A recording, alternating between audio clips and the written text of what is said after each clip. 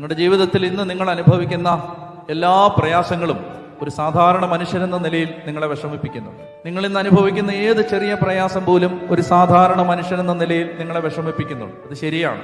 പക്ഷെ ആ വിഷമത്തെ കയ്യിലെടുത്തിട്ട് നിങ്ങൾക്കൊന്ന് പറയാൻ പറ്റുമോ, എൻ്റെ കർത്താവേ, നന്നായിട്ട് ഞാൻ വിഷമിക്കുന്നുണ്ട്, പക്ഷേ ഈ വിഷമം വഴി നീ മഹത്വപ്പെടുമെങ്കിൽ, നിന്നെ മഹത്വപ്പെടുത്തുന്നതിന് ഈ വിഷമം എനിക്ക് കാരണമാകുമെങ്കിൽ ഇത് ഞാൻ സന്തോഷത്തോടെ ഏറ്റെടുക്കാം എന്ന് പറഞ്ഞാൽ നിങ്ങളുടെ ജീവിതത്തിൻ്റെ സങ്കടത്തിന് നിങ്ങൾ ഇതുവരെ കണ്ടിട്ടില്ലാത്ത മറ്റൊരു മാനവും മറ്റൊരു തലവും കൈവരും എന്ന് ഞാൻ നിങ്ങളോട് പറയും.